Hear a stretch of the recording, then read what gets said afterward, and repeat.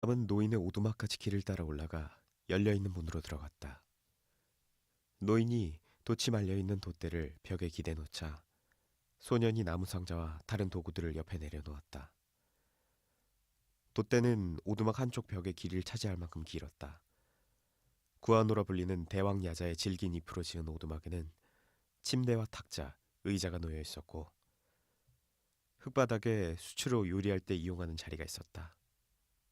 섬유질이 많은 질긴 구안호 잎을 평평하게 겹쳐놓은 갈색 벽에는 예수 그리스도의 성심을 그린 채색화 한 점과 코브레의 성모 그림 한 점이 걸려 있었다.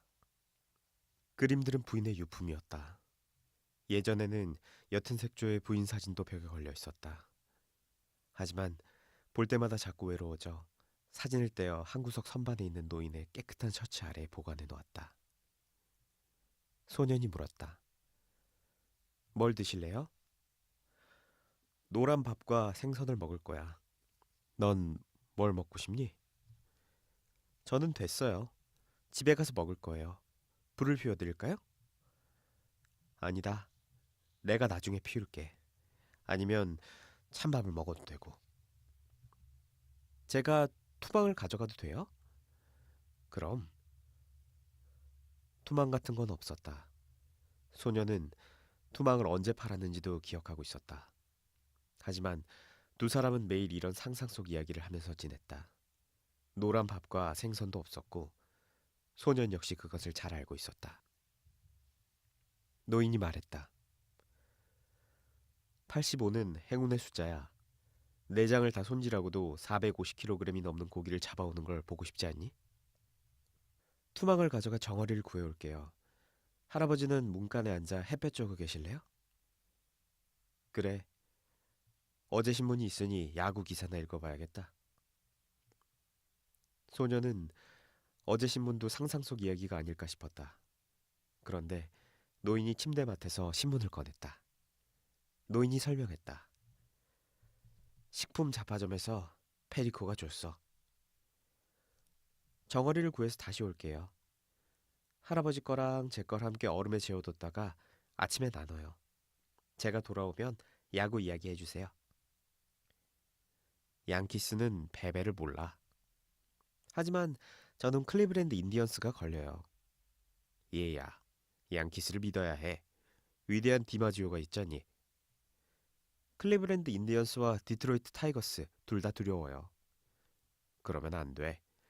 그러다간 신시내티 레즈도 시카고 화이트삭스도 두려워하게 될 거야. 꼼꼼하게 읽어두셨다가 제가 돌아오면 이야기해 주세요. 맨 끝자리 숫자가 85인 복권이라도 살까? 내일이 85일째거든.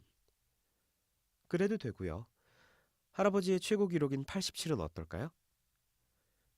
그런 일이 두 번이나 오지는 않아. 85로 끝나는 복권을 구할 수 있겠니? 주문하면 돼요. 그럼 한 장만 주문해봐. 2달러 50센트가 되겠구나. 그 돈을 누구한테 빌린담? 어렵지 않아요.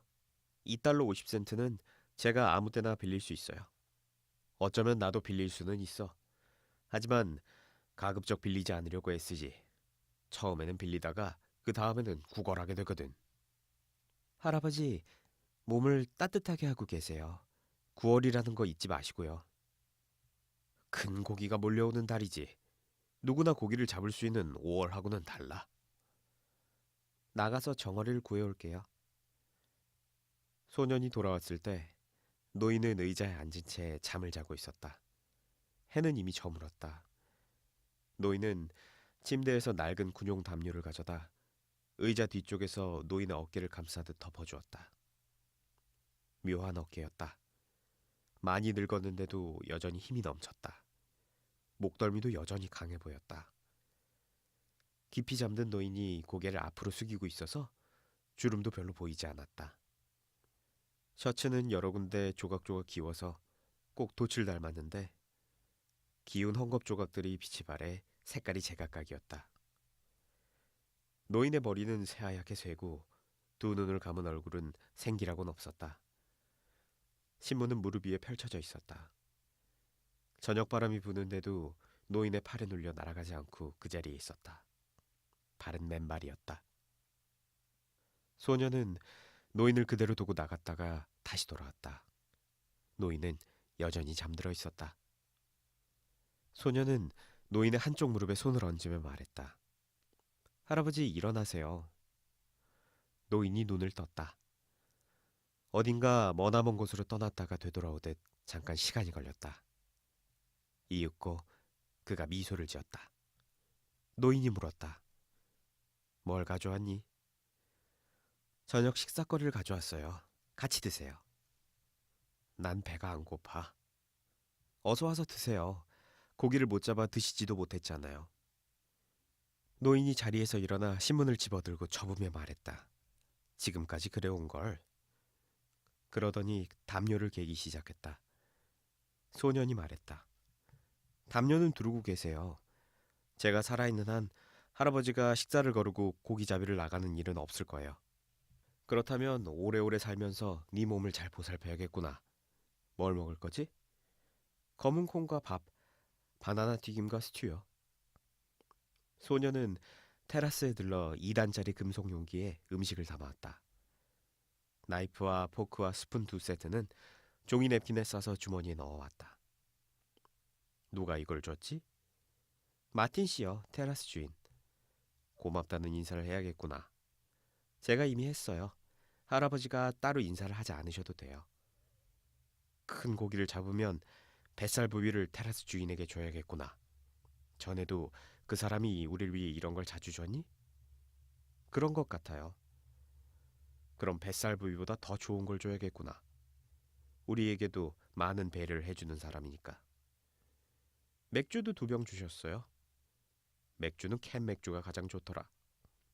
맞아요. 그런데 이건 병맥주예요. 아트웨이 맥주요. 병은 제가 다시 돌려줄 거예요. 넌 정말 마음씨가 곱구나. 자, 먹어볼까? 제가 아까부터 그러자고 했잖아요. 소년이 부드럽게 말했다. 할아버지가 식사할 준비가 안 됐는데 제가 먼저 뚜껑을 열고 싶지 않았어요. 이제 준비됐다. 단지 씻을 시간이 좀 필요했을 뿐이야. 어디 가서 씻으셨지? 소년은 속으로 생각했다. 마을의 급수시설은 길을 따라 거리를 2번은 지나야 했다. 할아버지에게 씻을 물을 갖다 드렸어야 했는데 하고 소년은 생각했다. 비누와 깨끗한 수건도 같이. 난 왜 이렇게 생각이 모자란 걸까? 셔츠와 겨울용 재킷, 신발과 담요도 한 장 더 구해와야겠어. 노인이 말했다. 스튜가 참 맛있구나. 야구 이야기 해주세요. 소년이 노인에게 청했다. 말했듯이 아메리카 리그에서는 양키스지. 노인이 행복한 얼굴로 말했다. 오늘은 졌어요. 별거 아니야. 위대한 디마지오가 다시 기운을 차릴 거야. 팀에 다른 선수들도 있잖아요? 물론이지. 하지만 디마지오가 나서면 확실히 달라. 내셔널 리그에서는 브루클린과 필라델피아 중에 브루클린이 더 나아. 그런데 딕 시글러와 그가 옛 구장에서 날린 굉장한 타구가 생각나는구나. 그런 장타는 정말 없었어요. 그렇게 멀리까지 타구를 날린 선수를 본 적이 없어요. 그 사람이 여기 테라스에 들르곤 했던 거 기억나니? 그를 데리고 함께 고기잡이에 나가보고 싶었는데 내가 너무 소심해서 말을 못 걸었지. 그래서 너한테 한번 부탁해보라고 시켰는데 너도 소심해서 못했지. 알아요. 큰 실수였어요. 우리랑 같이 고기잡이를 나갔을 수도 있었을 텐데 그랬다면 우리 인생의 대단한 자랑거리가 됐을 거예요. 난 위대한 디마지오를 고기잡이에 데리고 나가보고 싶어. 사람들이 그러는데 디마지오의 아버지가 어부였다더구나. 그 사람도 우리처럼 가난했을 테니 우릴 이해했을 거야. 위대한 시슬러의 아버지는 가난했던 적이 없어요. 그 사람 시슬러 아버지요. 그 사람은 제 나이 때도 메이저리그에서 뛰었대요. 내가 네 나이였을 때에는 가로도슬 담배를 타고 돛대 앞에 서 있었어. 아프리카까지 가는 배였지. 저녁이면 해변에서 사자를 보곤 했단다. 알아요. 할아버지가 얘기해 주셨어요. 아프리카 이야기를 할까 아니면 야구 이야기를 할까? 야구가 좋겠어요. 위대한 존 호타 매크로 얘기를 해주세요. 소녀는 제이라고 하지 않고 호따라고 했다. 매끄로 역시 나이가 들었을 때 테라스를 찾곤 했지. 하지만 그 사람은 술만 마시면 난폭하고 말투가 거칠어서 대하기 힘들었어. 매끄로는 야구뿐만 아니라 경마에도 관심이 많았단다. 어쨌든 주머니에 늘 경주마 명단을 가지고 다녔어. 전화로 자주 경주마 이름을 부르기도 했지. 매끄로는 훌륭한 지도자였어요. 저희 아버지는 그 선수를 최고라고 생각했어요. 그건 그 사람이 이곳을 여러 번 다녀갔기 때문이야. 듀로셔가 해마다 거르지 않고 이곳을 찾았다면 네 아버지는 그 사람을 가장 위대한 감독이라고 생각했을 거야. 그럼 누가 진짜 가장 대단한 감독이에요? 루케예요? 아니면 마이크 곤잘레스예요? 내가 보기엔 막상막하야. 최고의 어부는 할아버지고요. 그건 아니야. 나보다 더 솜씨 좋은 어부들을 알고 있지. 천만에요. 솜씨 좋은 어부도 많고 그 중에 아주 훌륭한 어부도 있지만 할아버지 같은 어부는 없어요. 고맙다. 네 말을 들으니 기분이 좋구나. 우리 생각이 틀렸다는 걸 증명할 만큼 큰 물고기가 나타나지 말아야 할 텐데. 말씀하신 대로 할아버지가 아직도 힘이 세다면 그런 물고기가 있을 리 없어요. 내가 생각만큼 힘이 세지 않을지도 몰라. 하지만 요령을 많이 알고 강단도 있지. 이제 주무셔야 해요. 그래야 내일 아침에 붉은 기운이 생기죠. 이것들은 제가 가져가서 테라스에 돌려줄게요.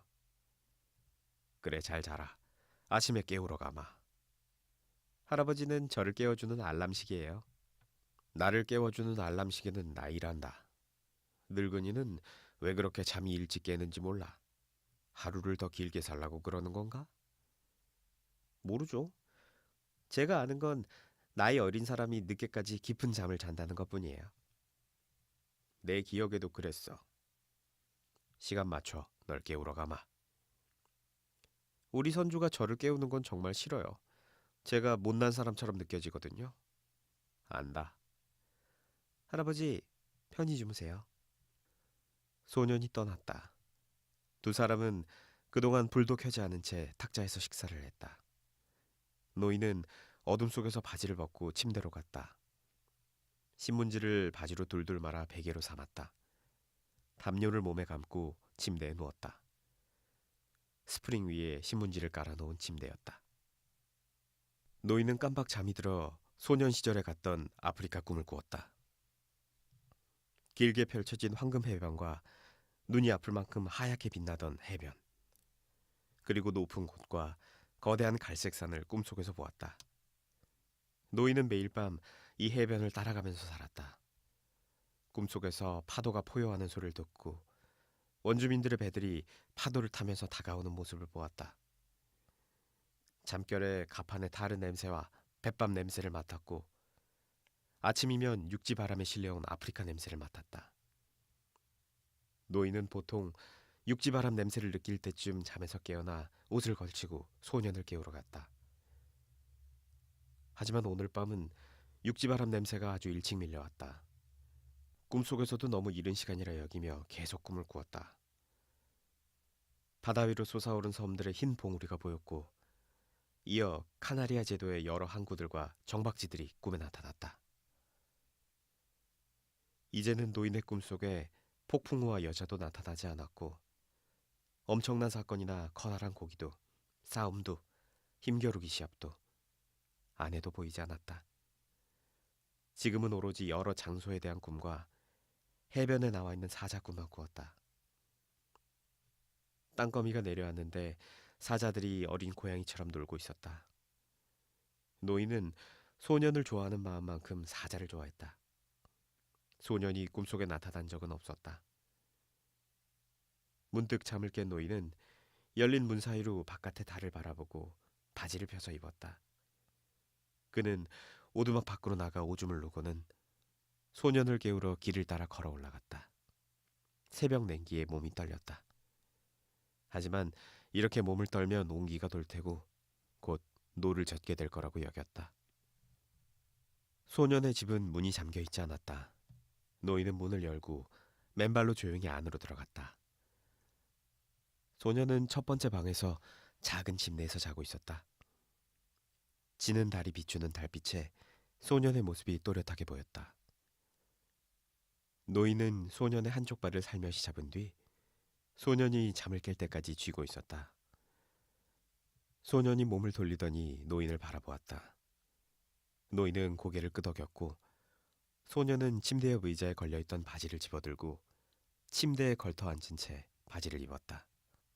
노인이 문 밖으로 나가자 소년이 뒤따라 나왔다. 소년은 아직도 잠을 덜 깬 상태였다. 노인이 한 팔로 소년의 어깨를 감싸며 말했다. 미안하구나. 천만에요. 남자라면 응당해야 할 일인걸요. 두 사람은 길을 따라 노인의 오두막까지 걸어갔다.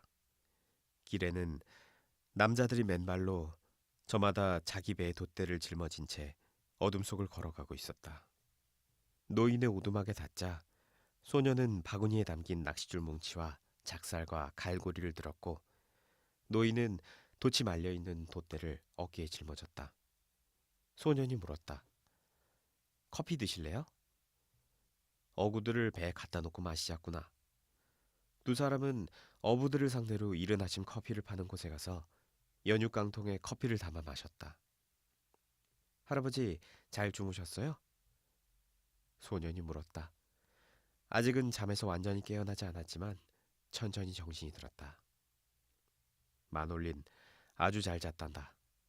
오늘은 자신감이 생기는구나. 저도요. 할아버지가 쓸 정어리와 제 걸 구하러 가야겠어요. 할아버지가 쓸 싱싱한 미끼도 구하고요. 저희 손주는 어구를 자기가 직접 들고 와요. 뭐든 다른 사람이 옮기는 건 싫어하죠. 우리는 그렇지 않지.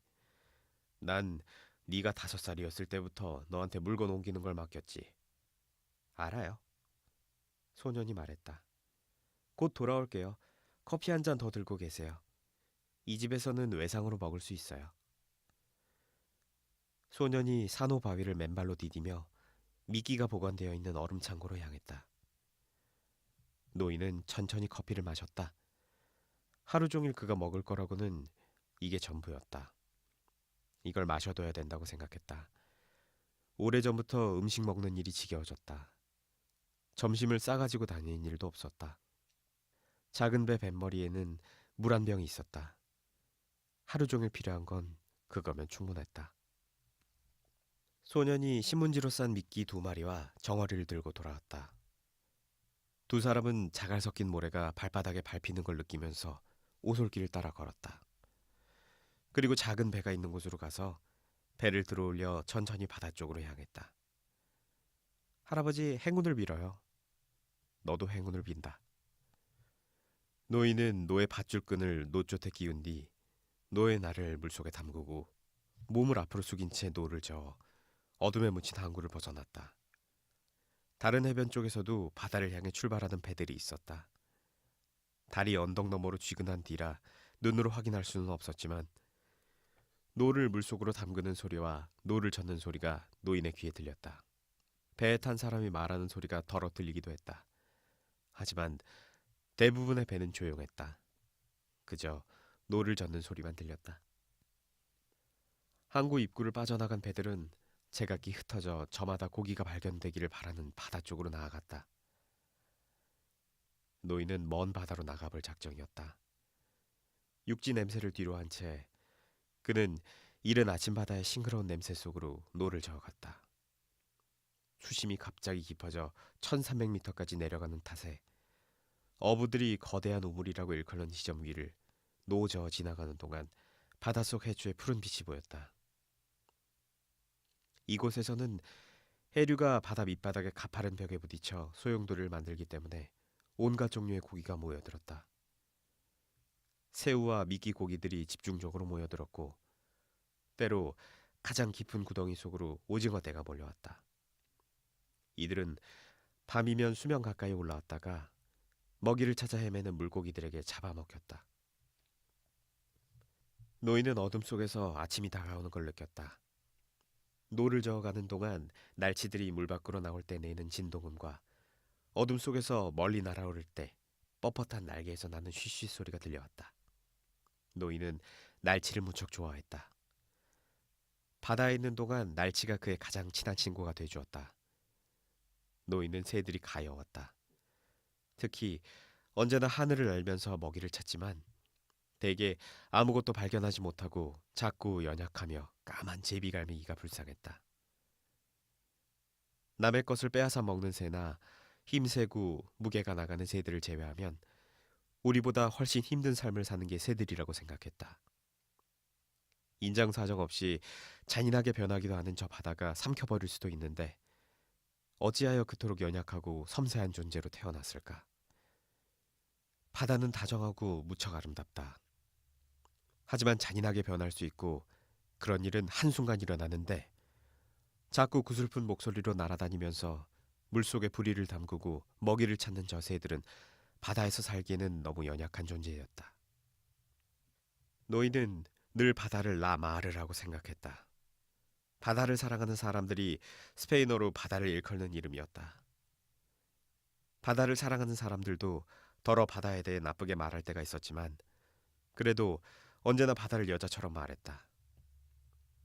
젊은 어부 중에는 낚싯줄을 바다에 들이올 때 부표를 사용하고 상어 간으로 한창 돈을 벌어들일 때 구입한 모터보트를 타고 다니는 그런 이들도 있었는데 이들은 바다를 일컬을 때 남성 관사를 붙여 엘마르라고 했다.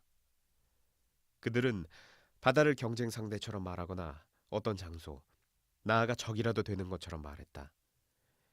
하지만 노인은 늘 바다를 여자로 생각했다. 큰 호의를 보여주거나 거절하는 존재로 여겼다. 바다가 거칠어지거나 사약한 존재로 변하는 경우가 있더라도 그것은 바다도 어쩔 수 없기 때문이라 생각했다. 여자들이 그렇듯 바다도 달의 영향을 받아 변하는 거라고 노인은 생각했다. 노인은 쉬지 않고 꾸준히 노를 저었다. 자신이 낼 수 있는 속도를 잘 유지했다. 이따금 소용돌이 치는 해류 말고는 해수면이 잔잔해 큰 힘이 들지 않았다. 노인은 꾸준히 노를 젓기도 했지만 해류의 도움을 받아 날이 밝은 무렵부터는 그가 이 시각쯤 도착하기를 바랐던 곳보다 훨씬 더 먼 바다까지 나와 있었다. 노인은 생각했다. 일주일 동안 깊은 우물에서 고기잡이를 했는데 한 마리도 못 잡았지. 오늘은 가다랑어와 날개다랑어 떼가 모이는 곳으로 나가서 고기잡이를 해야겠어. 그곳에 가면 물고기 떼 속에 큰 물고기가 있을지도 몰라. 날이 훤히 밝기 전에 노인은 벌써 미끼를 꺼내놓고 배가 해류 방향을 따라 흘러가도록 맡겨두었다. 미끼 하나를 70m 깊이까지 내려보았다. 두 번째 미끼는 140m 깊이에, 그리고 세 번째와 네 번째 미끼는 각각 180m와 230m 깊이의 푸른 물속으로 내려보냈다. 낚싯바늘의 몸통 부분을 미끼 고기 안에 넣어 감춘 뒤 단단히 묶고 꿰맨 상태로 모든 미끼의 대가리가 아래로 향하도록 했다. 미끼 고기 밖으로 튀어나온 낚싯바늘의 굽은 부분과 뾰족한 끝에는 싱싱한 정어리를 꿰어 보이지 않게 가렸다. 모든 정어리의 두 눈을 낚싯바늘의 굽은 부분에 꿰어놓자 미끼 고기 밖으로 반원의 화관이 만들어졌다. 커다란 물고기가 낚싯바늘에서 달콤한 냄새와 좋은 맛을 느끼지 않을 수가 없었다. 소년이 노인에게 가져다 준 싱싱한 작은 다랑어. 정확히 말하면 날개 다랑어 두 마리가 가장 깊이 내려보낸 낚싯줄 두 개에 추처럼 매달려 있었다. 다른 낚싯줄에는 전에 사용하던 커다란 푸른색 정갱이와 갈정갱이를 각각 매달았다. 둘 다 아직은 상태가 좋았고 싱싱한 정어리가 주변에서 냄새를 풍겨 고기를 유혹할 것이다. 굵은 연필 굵기쯤 되는 낚싯줄을 고리 모양으로 만들어서 초록색 막대지에 연결해 놓았기 때문에 물고기가 미끼를 살짝 잡아당기거나 건드리기만 해도 찌가 물속에 잠길 것이다. 또한 각 낚싯줄마다 여분으로 둘둘 말아놓은 70m 길이의 낚싯줄 뭉치가 각각 두 개씩 이어져 있고 이걸 다른 여분의 낚싯줄 뭉치와 단단히 묶어 서로 이을 수 있기 때문에 만일의 경우에는 물고기가 550m 넘는 깊은 곳까지 낚싯줄을 매단 채 내려갈 수 있었다. 노인은 막대지 세 개가 물속에 살짝 잠길락 말락하는 걸 배전 너머로 지켜보고는 낚싯줄이 곧게 내려가는 적당한 깊이까지 닿도록 살살 노를 저었다. 날은 완전히 밝았고 언제라도 해가 떠오를 기세였다. 이윽고 해가 바다 밑에서 빼꼼히 떠올랐다. 수면에 낮게 뜬 배들이 해안 쪽으로 해류를 가로질러 여기저기 흩어져 있었다. 점점 해가 밝아졌고 수면 위로 햇빛이 비쳤다. 해가 더욱 또렷하게 떠오르자 잔잔한 바다에 햇빛이 반사되어 노인의 눈을 날카롭게 찔렀다. 노인은 햇빛을 쳐다보지 않은 채 노를 저었다. 그는 시선을 바닷속으로 돌려 바다의 어둠 속으로 깊이 곧게 내려간 낚싯줄을 지켜보았다. 노인은 어두운 해류 속에 어느 누구보다도 곧게 낚싯줄을 들이울 수 있었다. 그래야 자신이 원하는 지점에 정확히 미끼를 위치시켜 제각기 정해진 깊이에서 떼지어 다니는 물고기를 유혹할 수 있었다. 다른 어부들은 낚싯줄이 해류를 따라 떠다니게 놓아두었다. 그러다 보면 180m 깊이에 놓여 있을 거라고 생각했던 낚싯줄이 110m 깊이에 놓여 있는 경우도 있었다. 노인은 생각했다. 나는 낚싯줄을 정확한 깊이에 내려놓지. 다만 이제는 운이 따르지 않을 뿐이야. 하지만 누가 알겠어. 어쩌면 오늘은 운이 따를지도 모르잖아. 날마다 새로운 날이 시작되는 거야. 운이 따른다면야 더 좋지. 하지만 오히려 정확한 쪽이 나아. 그러면 운이 찾아왔을 때 만반의 준비가 되어 있을 테니까. 해가 뜬 지 2시간이 지나 아까보다 더 높이 떠올랐다. 이제는 동쪽을 쳐다보아도 눈이 심하게 아프지 않았다. 눈에 보이는 배는 세 척뿐이었다. 그마저도 저 멀리 해안가 쪽에 낮게 떠 있었다. 노인은 생각했다. 평생토록 이른 아침 햇빛 때문에 눈이 아팠지. 그래도 아직은 눈이 쓸만해. 저녁에는 해를 똑바로 쳐다봐도 눈앞이 깜깜하지 않잖아. 저녁에는 햇빛이 더 강한데도 말이야. 하지만 아침에는 고통스러워. 그때 노인의 앞쪽 하늘에서 구남새 한 마리가 기다란 검정 날개를 펴고 둥글게 원을 그리며 날아왔다. 새는 날개를 뒤로 젖힌 채 비스듬한 각도로 재빨리 내려오더니 다시 원을 그리며 날았다. 노인이 큰 소리로 말했다. 뭔가 있어. 그냥 보기만 하는 게 아니야. 노인은 천천히 쉬지 않고 노를 저어 새가 원을 그리며 나는 곳 쪽으로 향했다. 노인은 서두르지 않고 낚싯줄이 팽팽하게 오르내리도록 유지했다. 그러면서 해류 안쪽으로 조금 더 밀고 들어갔다. 그렇게 하면 새를 이용하지 않고 그냥 고기잡이를 할 때보다 훨씬 빨리 정확하게 고기를 잡을 수 있었다. 새는 공중으로 더 높이 올라가 날개를 움직이지 않은 채 원을 그리며 날았다. 그러다 갑자기 곤두박질 치듯 쏜살같이 내려왔다. 날치가 물 밖으로 솟구쳐 올라 수면 위를 필사적으로 날았다. 노인이 큰 소리로 말했다. 만색이다. 커다란 만색이야. 노인은 노를 배에 올려놓은 뒤 뱃머리 아래쪽에서 작은 낚싯줄을 꺼냈다. 철사로 된 목줄과 중간 크기의 낚싯바늘이 매달려 있었다. 노인은 낚싯바늘에 정어리 한 마리를 미끼로 끼우고 뱃전 너머로 낚싯줄을 들이웠다. 그리고 뱃고물에 있는 고리볼트에 줄을 단단히 묶었다. 이어 다른 낚싯줄에 미끼를 매단 뒤 낚싯줄을 둘둘 말아 뱃머리 쪽 그늘에 놔두었다. 그러고 나서 노인은 다시 노를 저으며 날개가 기다란 검은 새를 주의 깊게 살폈다. 새는 바다 위에 낮게 떠서 먹이를 찾고 있었다. 노인이 지켜보는 동안 새는 물속으로 들어가려고 날개를 비스듬히 젖힌 채 내려와 날개를 퍼덕거리며 날치를 쫓았다. 하지만 헛수고만 할 뿐이었다. 커다란 만세기들이 도망가는 날치를 쫓느라 수면이 불룩하게 올라왔다. 만세기들은 날치가 날아가는 바로 밑에서 물살을 가르며 뒤쫓았다. 빠른 속도로 뒤쫓으면서 날치들이 물속으로 떨어질 때 그 자리에 있으려는 것이었다. 엄청난 만세기 떼라고 노인은 생각했다. 만세기 떼가 사방으로 넓게 퍼져 있어서 날치 떼가 살아 도망갈 가능성은 거의 없었다. 새 역시 먹이를 사냥할 가능성이 거의 없었다. 날치가 워낙 커서 새가 잡기에는 역부족인데다가 날치가 나는 속도가 너무 빨랐다. 노인은 날치들이 연거푸 물 위로 뛰어오르는 모습과 구남새의 헛된 동작을 지켜보았다. 그러면서 생각했다. 날치떼가 내게서 멀어졌군. 날치는 너무 빨라. 너무 멀리 가고 있어. 하지만 뒤처진 한 마리쯤은 잡을 수 있을 거야. 어쩌면 그 주변에 내가 잡을 큰 물고기가 있을지도 몰라. 내가 잡을 큰 물고기는 틀림없이 어딘가에 있어. 육지 위에 떠있는 구름은 산처럼 높이 피어올랐다. 해안은 그저 기다란 한 줄기 초록색 선으로만 보였고 그 뒤편으로 회색빛이 도는 언덕들이 펼쳐졌다. 바다는 짙푸른 색을 띠다 못해 거의 자줏빛에 가까웠다. 노인은 바닷속을 들여다보았다.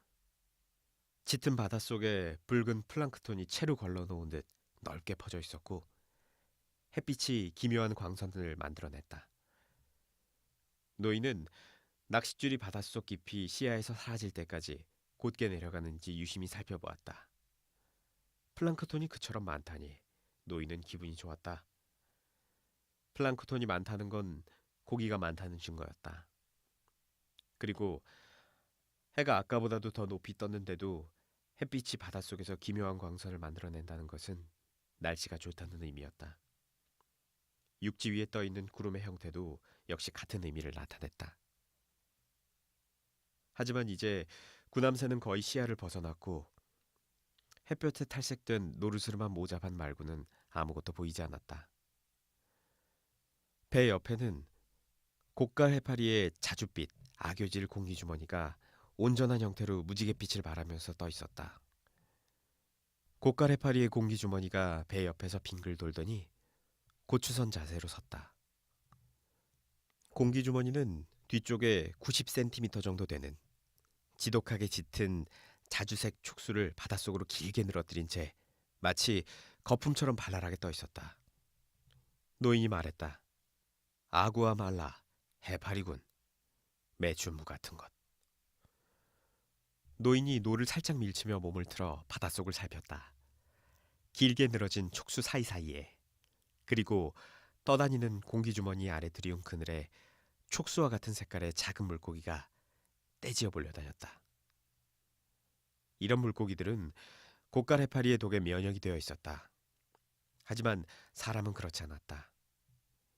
노인이 고기잡이를 하는 동안 촉수가 낚싯줄에 걸리면 자주색 점액질이 달라붙을 수 있고 그것이 노인에게 닿기라도 하면 덩굴 온나무나 온나무를 만졌을 때처럼 손과 팔에 빨간 물집이 생기고 부풀어 올라 따끔거리며 아프다. 특히 아구아 말라의 독은 순식간에 퍼지고 채찍질을 당한 것처럼 아프게 쑤셨다. 무지갯빛 거품은 아름다웠다. 하지만 바다에서는 이처럼 거짓된 모습도 없을 것이다. 노인은 커다란 바다거북이 고깔 해파리를 잡아먹는 모습을 즐겨 구경했다. 거북은 해파리가 보이면 정면으로 다가가 눈을 감고 몸을 등딱지로 완전히 덮은 채 촉수고 뭐고 가리지 않고 모조리 먹어치웠다. 노인은 이렇게 해파리를 먹어치우는 거북을 보는 것을 즐겼고 폭풍우가 지나간 뒤 해변에 올라온 해파리를 밟고 걷는 것도 좋아했으며 거친 발바닥으로 해파리를 밟을 때마다 팡팡 터지는 소리를 듣는 것도 좋아했다. 노인은 푸른 바다 거북과 대머 거북을 좋아했다. 이런 거북은 우아하면서도 빠르게 움직이고 값이 아주 비쌌다. 또한 크고 멍청한 붉은 바다 거북에 대해서는 친밀감과 경멸감을 동시에 느꼈는데 이 거북은 등껍질이 노랗고 기이한 모양새로 짝짓기를 하며 두 눈을 감은 채 행복한 표정으로 고가래파리를 먹어치우곤 했다. 노인은 여러 해 동안 거북잡이 배를 탔는데도 거북에 대한 신비감을 품지는 않았다. 그는 거북을 안쓰럽게 여겼으며 그런 감정은 길이가 작은 배와 맞먹고 무게가 1톤이나 나가는 거대한 장수 거북에 대해서도 마찬가지였다. 사람들은 대부분 거북을 냉대했다. 거북을 죽여 도살한 뒤에도 그 심장만은 몇 시간이고 멈추지 않고 뛰었기 때문이다. 하지만 노인은 자기가 그런 심장을 가졌으며 손과 발이 거북의 것과 다르지 않다고 생각했다. 그는 힘을 얻으려고 거북의 하얀 알을 많이 먹었다.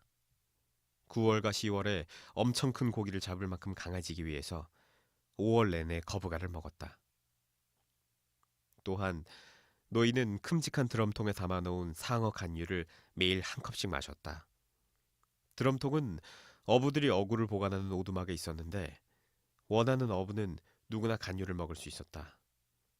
그들은 대부분 간유의 맛을 싫어했다. 하지만 아침 기상 시간에 잠에서 깨어난 것보단 나았고 감기와 독감을 막는 데도 탁월했으며 눈에도 좋았다. 노인이 고개를 들어 하늘을 올려다보자 구남새가 다시 둥글게 원을 그리며 날았다. 노인이 큰 소리로 말했다. 물고기를 찾았군. 수면을 차고 날아오르는 날치도 없었고 먹잇감이 되어 쫓기고 흩어지는 잔고기들도 보이지 않았다. 하지만 노인은 지켜보았다. 그때 작은 다랑어가 공중으로 솟구쳐 몸을 틀더니 대가리를 물속에 처박으며 떨어졌다. 햇빛을 받은 다랑어는 은빛으로 빛났다. 다랑어가 물속으로 떨어진 뒤 또 한 마리가 뛰어올랐고 연이어 먹잇감을 쫓아 다랑어들이 수면을 온통 휘저어대며 길게 솟구쳤다. 다랑어들은 원을 그리면서 먹잇감을 둘러싸고 쫓아갔다. 다랑어들이 너무 빠르게 이동하지만 않는다면 따라잡을 수 있을 텐데 노인은 이런 생각을 하면서 다랑어 떼가 일으키는 하얀 물보라를 바라보았다.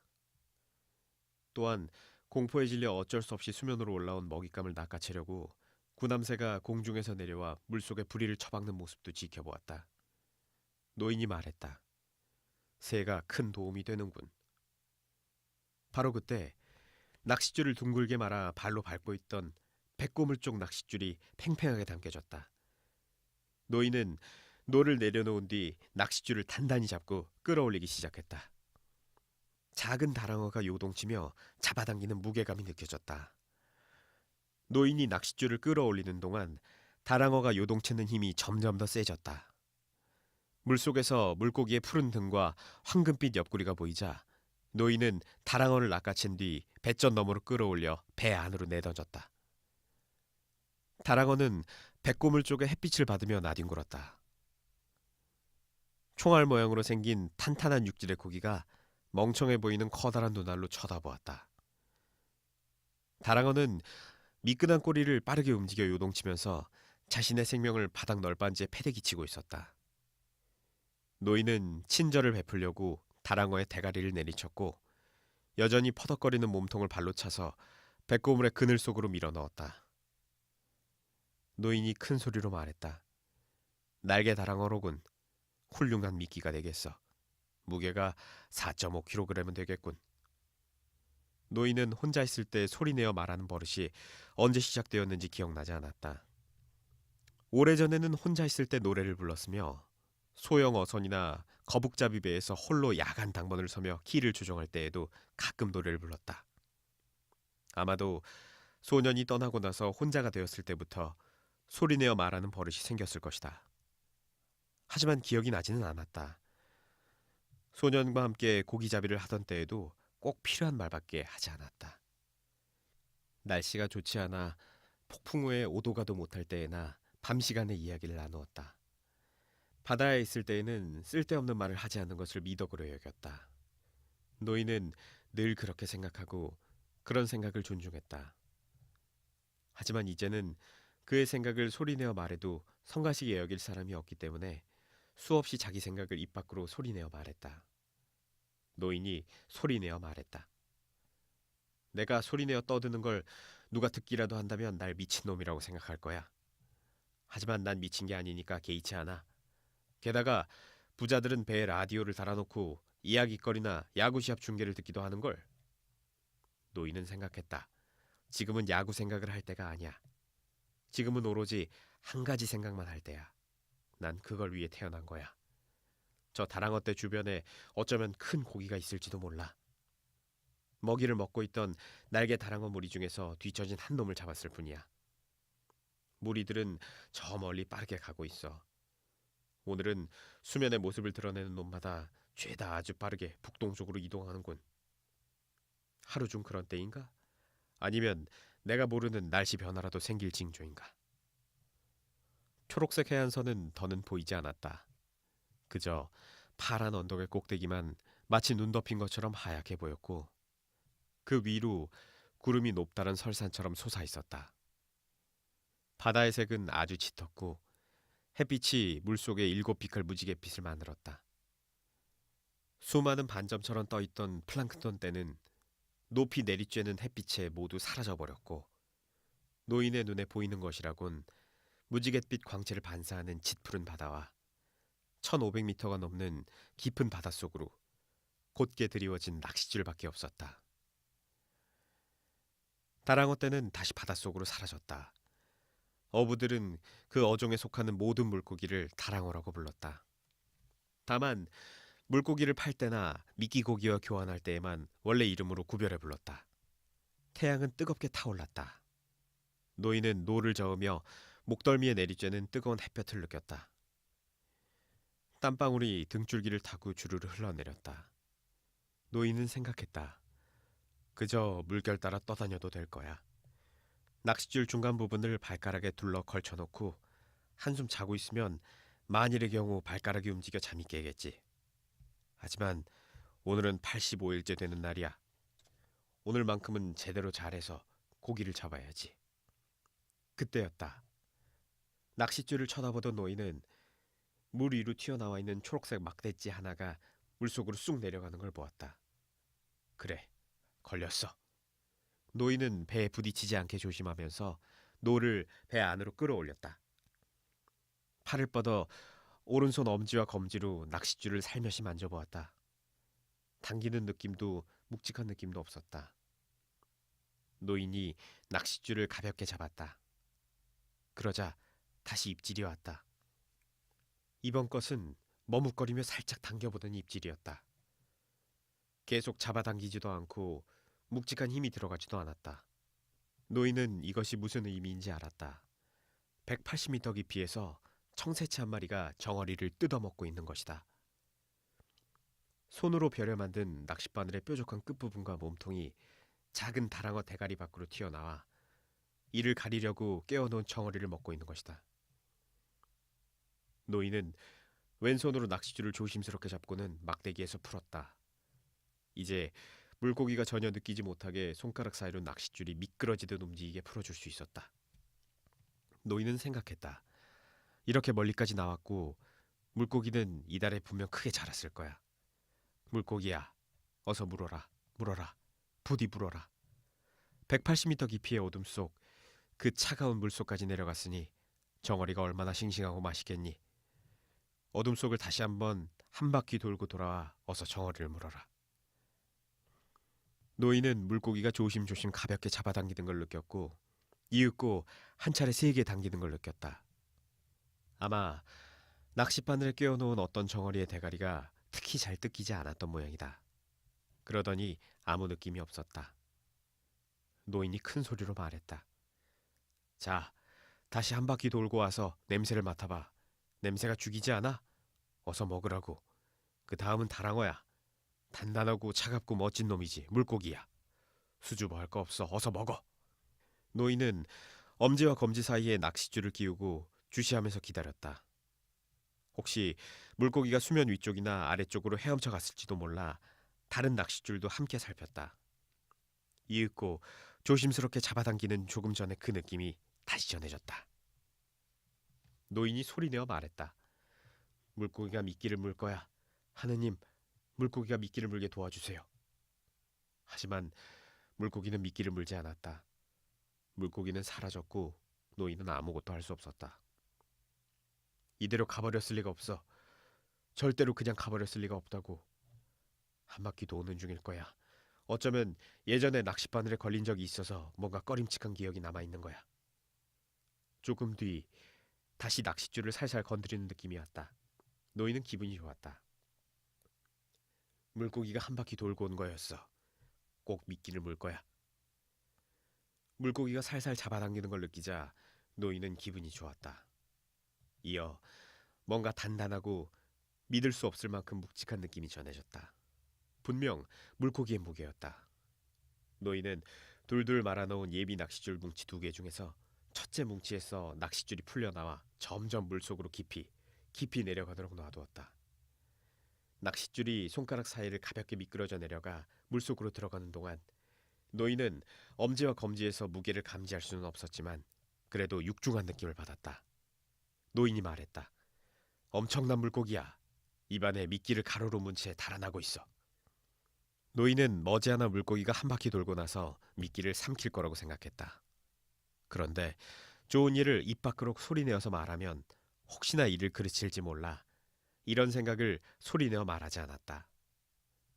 노인은 이 물고기가 엄청나게 크다는 걸 알았고 어둠 속에서 입안에 정어리를 가로로 문 채 멀리 헤엄쳐가는 모습을 상상했다. 그 순간 물고기가 움직임을 멈춘 것 같은 느낌이 있었다. 무게감은 여전히 느껴졌다.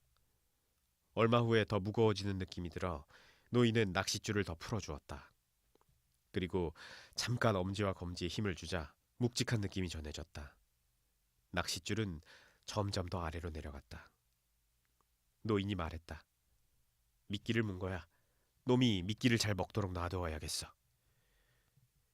노인은 낚싯줄이 손가락 사이로 미끄러져 내려가도록 놔두고 다른 한편에서 왼손을 뻗어 두 개의 낚싯줄 뭉치 끝부분을 옆 낚싯줄과 이어진 다른 두 개의 예비 낚싯줄 뭉치에 연결하여 단단히 묶었다.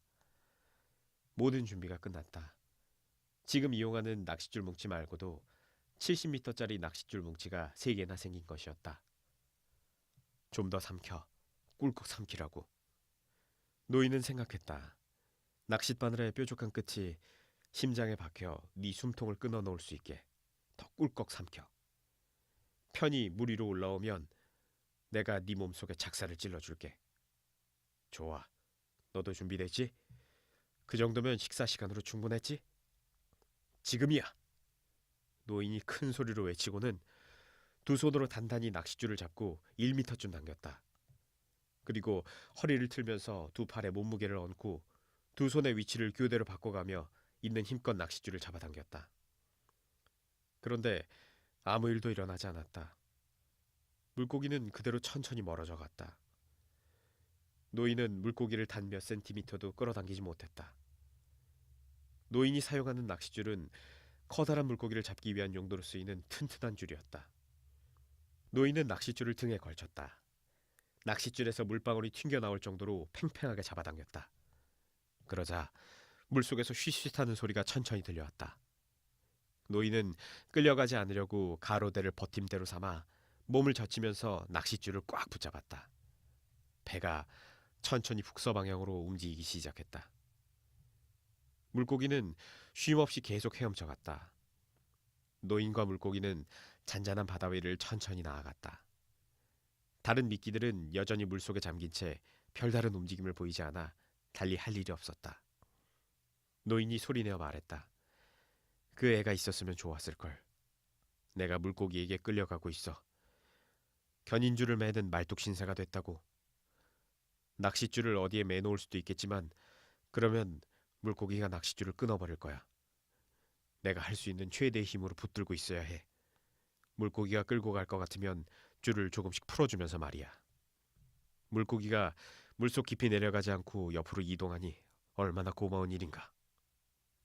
노인은 생각했다. 물고기가 물속으로 내려가려고 하면 어떻게 해야 하지? 나로서는 모르겠어.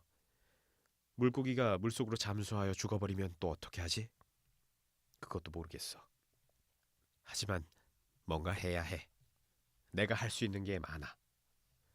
노인은 낚싯줄을 등에 메고 버티면서 낚싯줄이 물속으로 비스듬히 잠긴 모습과 쉬지 않고 북서쪽으로 움직이는 배를 바라보았다. 이렇게 가다 보면 물고기가 죽을 거라고, 언제까지 이렇게 갈 수는 없다고 노인은 생각했다.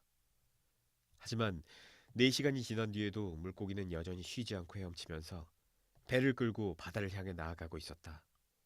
노인은 등에 낚싯줄을 걸머쥔 채 아직도 단단히 버티고 있었다. 노인이 말했다. 물고기가 낚싯바늘에 걸린 게 정오 무렵이었지. 그런데 아직까지 그놈 코빼기도 구경을 못했어. 물고기가 낚싯바늘에 걸리기 전부터 머리에 꾹 눌러 쓰고 있던 밀짚 모자가 이마를 찔러댔다. 게다가 목도 말랐다. 노인은 바닥에 무릎을 꿇고 낚싯줄이 갑자기 움직이지 않게 주의하면서 뱃머리 쪽으로 기어가서 한 손을 최대한 뻗어 물병을 잡았다. 노인은 병뚜껑을 열고 물을 조금 마셨다. 그리고 뱃머리에 몸을 기대었다. 받침대에서 빼내 바닥에 내려놓은 돛대 위에 앉아 쉬면서 노인은 아무 생각도 하지 않고 그저 버텨내기만 하려고 했었다. 얼마 후 노인이 뒤를 돌아보자 육지가 보이지 않았다.